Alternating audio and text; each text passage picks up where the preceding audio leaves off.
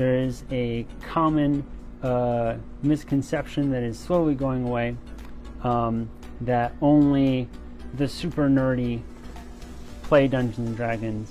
It has become more and more widely publicized that people like Joe Manganiello, Vin Diesel, Deborah Ann Wall, Stephen Colbert. Well, Stephen Colbert is extremely nerdy, but a wide variety of people play Dungeons and Dragons. Also, I feel like many people probably wouldn't admit this, but I feel like Stranger Things has helped a lot. Also, Stranger Things, yes, indeed.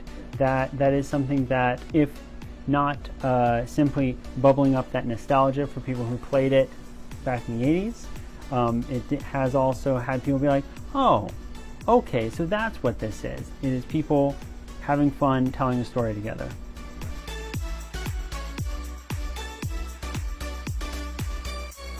At a basic level, what you need for Dungeons and Dragons is people to play with.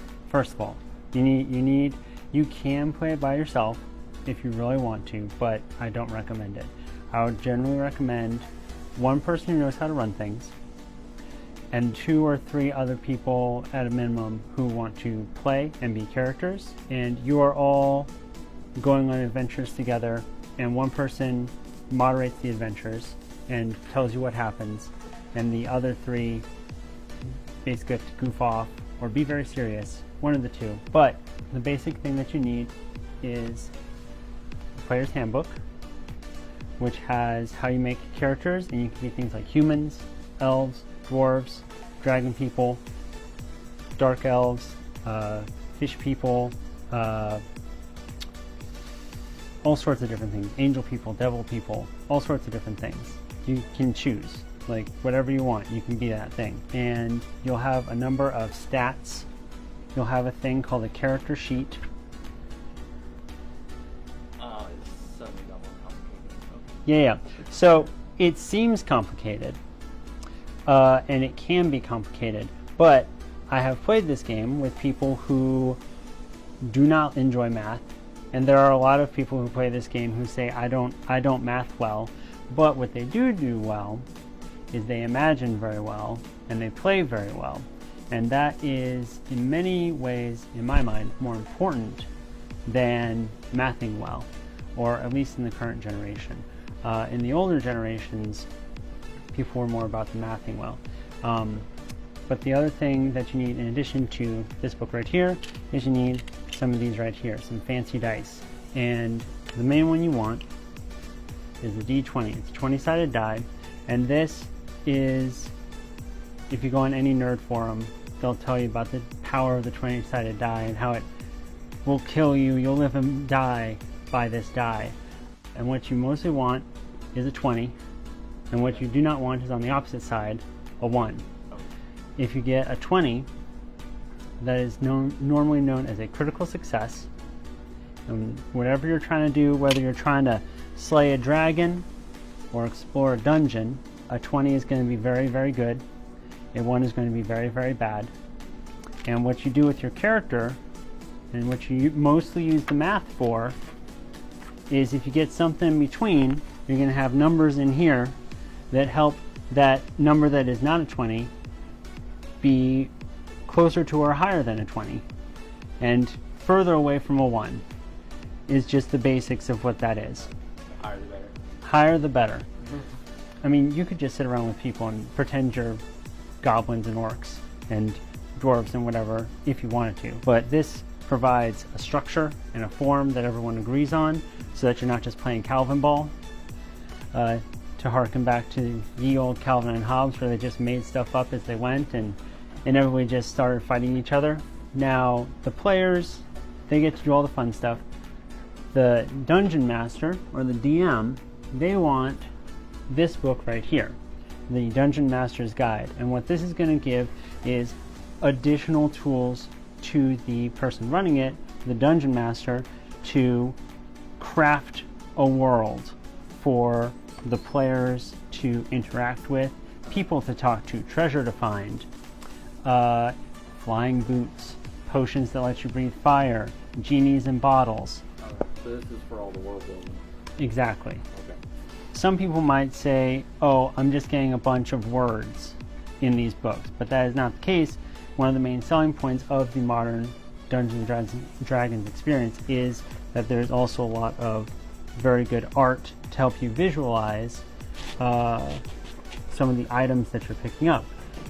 You have things like an elven chain shirt, which is very reminiscent of, in Tolkien, the shirt that Frodo wears that prevents him from being stabbed by the Nazgul. Now, you can build your townspeople, you can put treasure in there, but what is preventing these hero characters, these elves and dwarves, from just walking into caves and taking the treasure? That's where you have the monster manual right here, and you have things to fight, like this guy. This guy's called a Beholder. And he has a cool thing where all of his eye stalks shoot different terrible things at your heroes. That's why they're running away. Things like paralyzing beams, petrifying beams, beams of disintegration. You want to run from this guy. Also, his big main eye makes it so that wizards, sorcerers, clerics who heal people cannot cast magic at all. And so that leaves you in a very bad spot where your wizard, who was hoping to use all of his fireballs and his magic missiles and all that, suddenly just has a stick and a robe, and that's all he has. But it's not just that one monster. It is not just this one monster. It's for like all the baddies. It is for all the baddies. You have things like your ancient white dragons, your hags. Hags, very underrated. They can really mess up your day. Also, they're horrible, horrible creatures. You got your classic lich, big bad wizard who turned himself into an undead monstrosity. Fire horses called nightmares.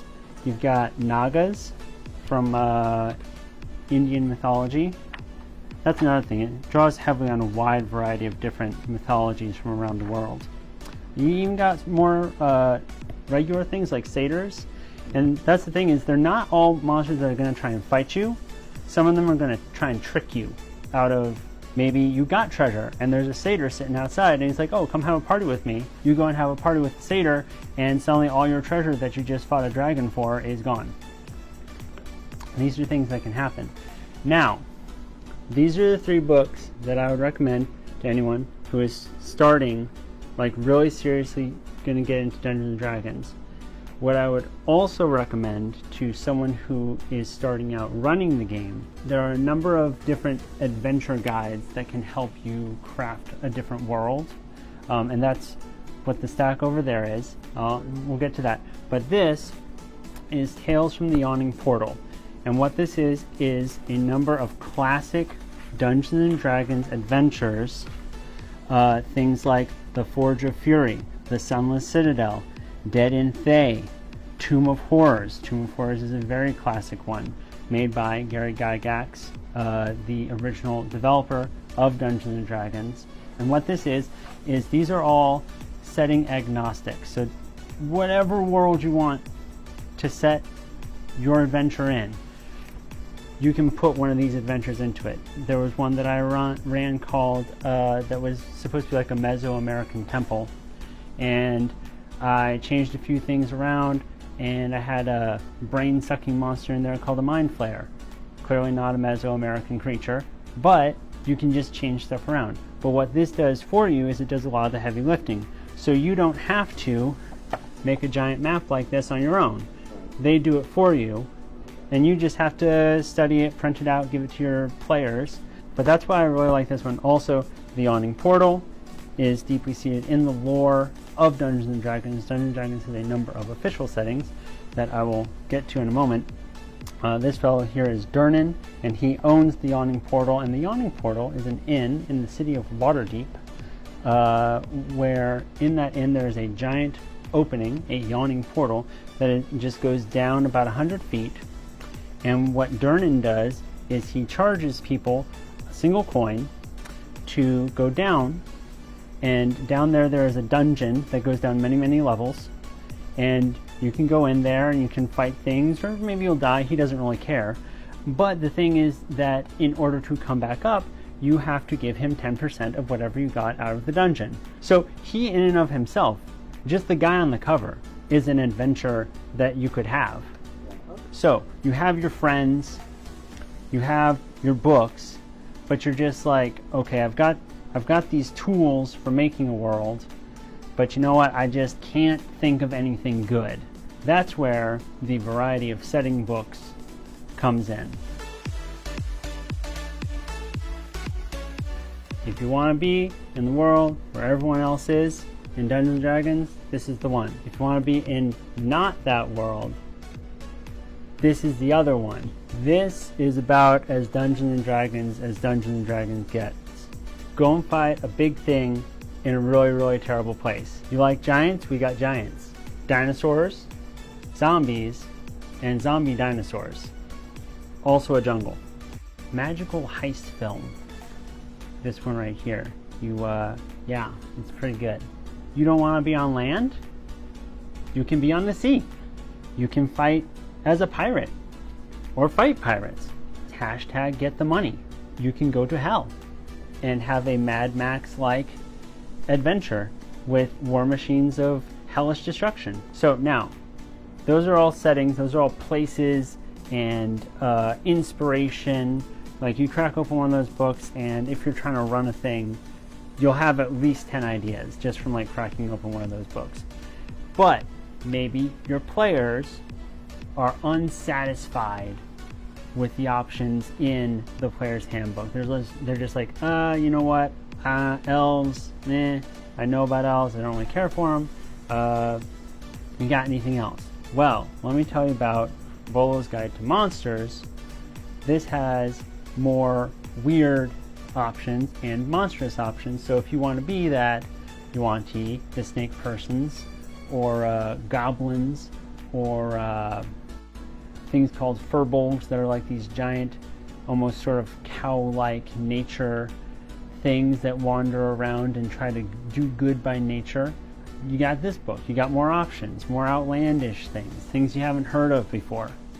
Now, maybe you want to be a fighter, but or a wizard, or a rogue, but you want more options. You're just like, you know, I've done the stabbing thing before. I want some more flavor here. That's where you have Xanathar's Guide to Everything. Xanathar, he has all sorts of colorful commentary on if you want to be a samurai, or if you want to be a buccaneer, or if you want to be a barbarian who harnesses lightning storms, if you want to be a warlock who harnesses the shadow and makes blades out of them. Xanathar has got your back. And then finally, if you have a whole bunch of other stuff going on, but you, as a dungeon master or as a player, just want to know more about what's out there, what's beyond the regular world. That's where Mordenkainen's Tome of Foes comes in and lets you know what is up with elves. And why are devils and demons different things? And why do they fight each other? Why aren't they trying to take out the angels instead? This will let you know. Mordenkainen, he did all the legwork for you, so you're good to go. You know, you just pick up his book for the low price of 50 gold pieces, and he'll let you in on all the details. Now, with all that, do you, fair viewer, have any additional questions? That's a lot of information to process. Yes, it is. So, you know, if you would like to review this footage at any time, you can always hit the replay button.